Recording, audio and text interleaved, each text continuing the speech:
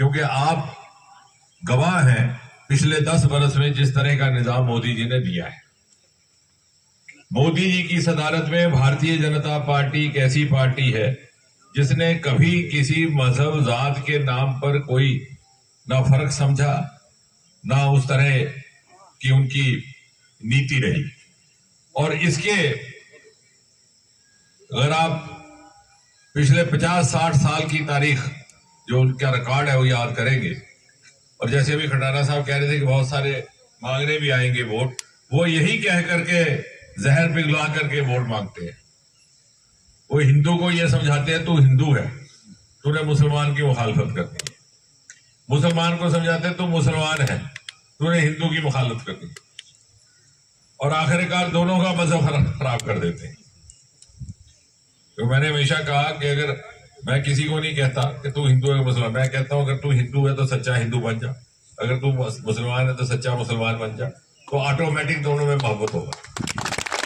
क्योंकि कोई भी मजहब ये नहीं सिखाता कि हम मुआशरे को तकसीम करें। इन्होंने इतने साल ऐसा किया वोट मांगने के लिए। मोदी जी ने एक नई तहजीब कायम करने की कोशिश की जिसमें मजहब को तकसीम भी ना किया जाए और जो जिसका हिस्सा है उस तक पहुंचे।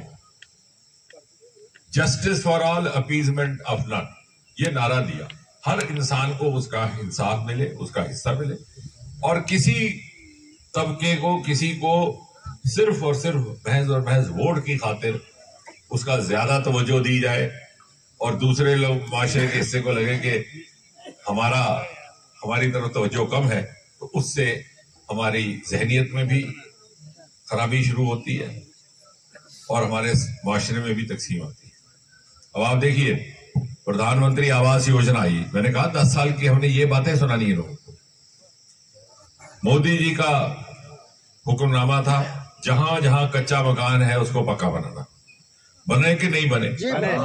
किसी ने पूछा मकान हिंदू का है मुसलमान का है, तो हाथ ऊंचा करके बोलिए। ये हमने लोगों को समझाना है।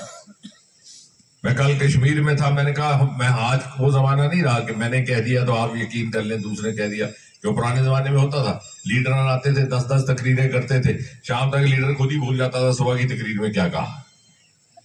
अखबार भी 3-4 दिन के बाद आती थी, तब तक अवाम भी भूल जाते थे क्या बोला। आजकल ये देखो, ये छोटे बच्चे बैठे हुए, ये जेब में इनके है, इससे पहले कि मैं खत्म करूं ये खुद ही तस्दीक कर लेता है, सच बोला झूठ बोला। और वो मैंने जो कहा वो सारे हिंदुस्तान में घूम गई बात, वो सच झूठ की गुंजाइश ही नहीं है। और इसलिए मैं कह रहा हूं कि ये हमारे सामने जाहिराना सबूत के तौर पर मौजूद है। वहां भी मैंने कहा, और कोई वोट की सियासत इसमें नहीं है। ऐसी ऐसी बस्तियां, ऐसी ऐसी कॉलोनियां जिन्होंने कभी भारतीय जनता पार्टी को वोट तक न दिया हो, वहां भी पूरे के पूरे सारे के सारे कच्चे मकान पक्के बन गए। बने कि नहीं बने? अब हमने वोट इस तहजीब को देना है, इस अमल को देना है। उज्ज्वला का सिलेंडर देने की स्कीम लाई मोदी जी ने। उसने कहा किसी भी घर में कोई भी हमारी बहन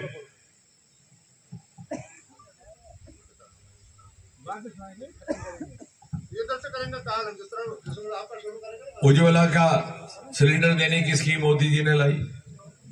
डीसी को फरमान दिया गया कि आप फरिश्त बनाओ किस किस घर में हमारी बहन है जिसके पास सिलेंडर गैस का नहीं है, गैस का चूल्हा नहीं है।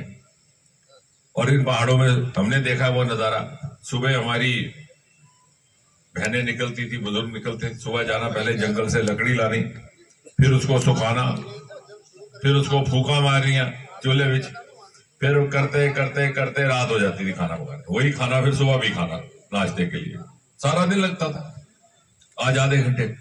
जब वो फरिश्ते बनी, ये नहीं पूछा हिंदू है कि मुसलमान है, ये नहीं पूछा ब्राह्मण है ठाकर है क्या है, ये भी नहीं पूछा वोट किसको दिया। मैं सच कह रहा हूं, क्योंकि आज जमाना है सदाकत के साथ बात करने। आज हर बात की तस्दीक हो जाती है। देखिए बच्चे, मैं वही कहा, ये बच्चे बैठे हैं,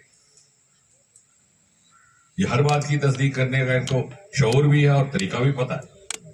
हमने ये बात, इस बात को लोगों तक पहुंचाना है कि भाई हम मजहब से ऊपर उठ करके, जात से ऊपर उठ करके, जो कांग्रेस पार्टी जो तकसीम की बातें करती है उससे उठे ऊपर के हम वोट, सिर्फ भारतीय जनता पार्टी का महज वोट नहीं है ये सिर्फ तारिक दीन का वोट नहीं है, ये हमारी जहनियत बदलने का वोट है। आप जरा संजीदगी से सोचिएगा घर जाके कि अगर ऐसा मुआशरा बन जाए तो हमारे बच्चों का मुस्तकबिल कितना खूबसूरत होगा। हमने तो अपनी 3 पीढ़ियां बिगाड़ दी यही सिखा के, और हमने इसलिए वोट करना है 10-11 बरस में। और ये जो तरक्की का एक सिलसिला शुरू हुआ ये भी 10 बरस में हुआ। तो यहां से एमएलए कांग्रेस के भी गए, नेशनल कॉन्फ्रेंस के भी गए, वो वजीर भी बने, मिनिस्टर भी बने रियासत में, फिर भी यहां क्यों नहीं तरक्की हो सकी? क्योंकि वो चाहते ही नहीं थे कि इस इलाके की तरक्की हो, कि ये इलाका वैसे ही पसमंदा रहे। हमारे जो आका है हम उनकी हाजिरी हजूरी जी हजूरी करते रहे, हमें मिनिस्ट्री भी मिल जाए, हमें बाकी सारे सहूलत मिल जाए, तो लोग इसी तरह से रहे, इनको आकर 5-6 साल बाद फिर गुमराह करके वोट ले लेंगे।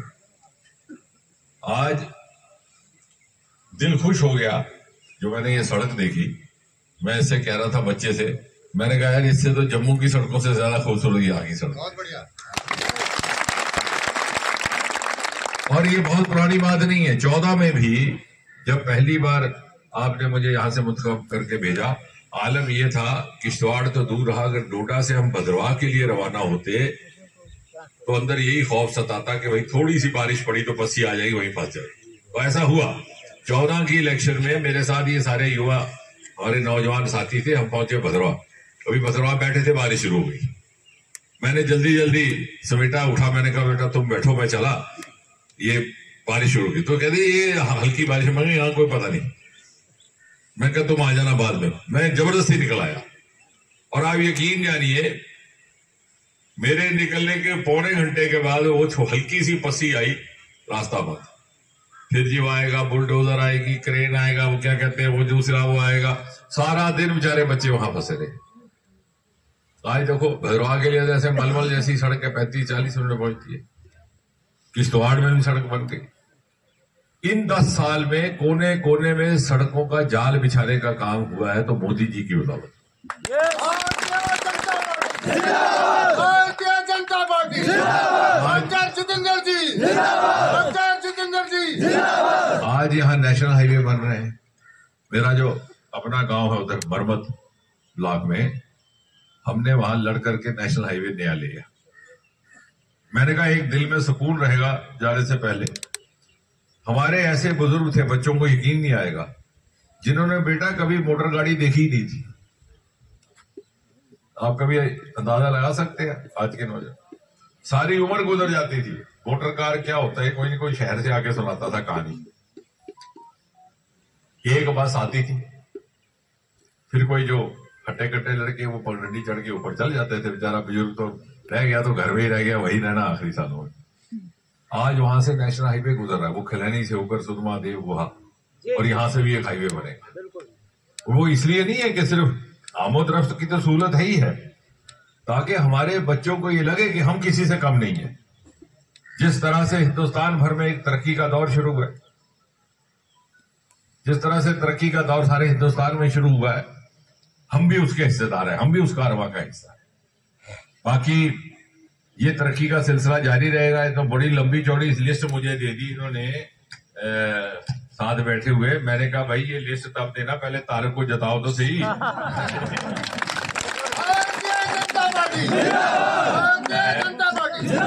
अभी भी कार में आके बार बार कह रहे अच्छा क्योंकि मैंने कहा जब कड़ी बनेगी, एमएलए भी अपना होगा अपने ही ख्यालात का, एमपी भी होगा, ऊपर वजीर आजम मेहरबान होगा, तो मोदी जी को कहते हैं डबल इंजन। तो यहाँ पे जब डबल इंजन आएगा तो उसका ड्राइवर तारक कीन बनकर आए। तो बाकी ये जो सिलसिला शुरू हुआ है सड़कों का, एक मिनट ठहर जाओ, मुझे सारा ये तो ऐसे कर रहा है जैसे अभी मैंने लिख के ऑर्डर कर देना है, ठीक है, लेकिन होगा सभी कुछ होगा। नहीं, बात यह है कि बिल्कुल होगा। और ये मुझे अच्छा लगता है, ये बार बार कान में कह रहा है, क्योंकि इनको लगता है कि हो सकता है। वो गालिब का शेर है कि जब तवक्को ही उठ गई गालिब क्यों किसी का गिला करे कोई, जब पता है होना ही नहीं तो उसके कान में भी कुछ नहीं कहते। लेकिन हुआ है, 10 साल में हुआ है। ये इस बात की निशानदेही, ये इस बात का सबूत है कि हुआ है। बाकी अब जो सड़कों का सिलसिला है, ये जो कह रहे हैं टनल भी बनेगा, ये हायर सेकेंडरी स्कूल चिंगाम का, इंदरवाल का, बाकी इन्होंने कहा साइंस की क्लासें लगे कॉलेज में। हकीकत यह है कि मेरे पास बात पहले भी इन्होंने लाई थी, मैंने बात भी की, वो तो हो गया टनल का। अब उसमें बात हुआ क्या कि इनके पास उस्ताद नहीं थे साइंस पढ़ाने वाले, तो मैं भी पहले तो सोचता था कि ऐसे ही कहते हैं, फिर मैंने पता किया और भी ये कॉन्स्टिट्यूंसी बहुत लंबी है और जगह से भी ऐसी मांग आ रही थी, वहां पर भी इन्होंने कहा कि हमारे पास साइंस पढ़ाने वाले उस्ताद नहीं है। फिर मैंने खुद ही मुताला किया कि क्या वजह हो सकती है, तो मुझे समझ में आया कि आजकल ये प्राइवेट काम शुरू हो गए, ये कंप्यूटर, IT, फलान ढिगान, तो जो लड़का कोई MSc BSc करता है उसको वहां नौकरी मिल जाती है। पुराने जमाने में तो MSc करता था, BSc करता था तो उस्ताद बनता था सरकार। अब उसके अलावा बहुत सारे, अब उसमें भी एक मुझे लगता है कि एक वो भी एक खैर मकदम लायक बात है कि सरकारी नौकरी के अलावा भी नौजवानों के लिए कुछ और जरियात खुले हैं। लेकिन उसकी दिक्कत यहां आ रही है कि हमारे पास उस्तादों की कमी है, तो मैंने इनसे मुतालबा किया है कि आप एक फ्रेश रिक्रूटमेंट करो या कंट्रेक्चुअल पे करो, तो वो भी हम करेंगे, क्योंकि हमारे बच्चों को अगर आज इंटरनेट का जमाना है, हर चीज उनके पास मुहैया है, उनको कहीं दूर जाने की जरूरत नहीं, कहीं लाइब्रेरी के लिए किताब। हमारे जमाने में तो क्या था भाई, किताब इतनी महंगी थी, खरीद ही नहीं सकते थे। कोई बड़ा सीनियर होता था उससे लेते थे, उसने किसी से ली होती थी, जब तक मैं लेता 4-4 लकीरें होती थी उसमें। जो जिसने पहली बार खरीदी उसने अंडरलाइन किया काले पेन से, जिसने दूसरी बार किया उसने किया नीले से, जिसने तीसरी बार किया उसने लाल से, जब तक मेरे पास पहुंची उसको लकीर डालने की जरूरत है। वो सेकंड हैंड बुक बोलते थे हम, अब पुराने बुजुर्गों को होगा पता, तो सेकंड हैंड किताबें लेके गुजारा। अब वो भी नहीं रही, आपके मोबाइल में सब कुछ है। तो जब बच्चों को इतनी सारी सहूलत मौजूद है तो हमारा ये फर्ज बनता है कि हम उस सहूलत की बिना पर उनके आगे के रास्ते में रुकावट ना आने दें। इसलिए ये सब कुछ होगा और आने वाले वक्त में ये सड़कें भी बनेंगी, हायर सेकेंडरी स्कूल भी होंगे। या अब हमारा ये फर्ज है कि हम 18 तारीख को अपना फर्ज अदा करें।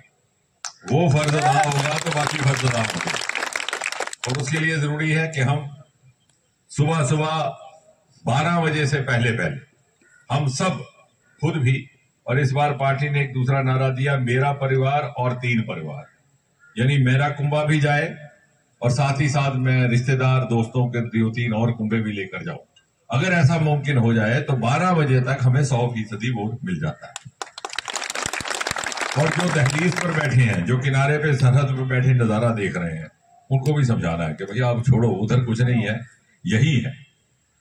ये जो गुमराह किया जा रहा है तुम्हें दूसरी पार्टियों की तरफ से, उनका तुमने आजमा लिया 40-50 साल, आप एक बार यहां से नुमाइंदा करके भेजो तो आप देखिए कितना फर्क आएगा। अभी तो सिर्फ MP भेजा था तो 10 साल में कितना फर्क आएगा।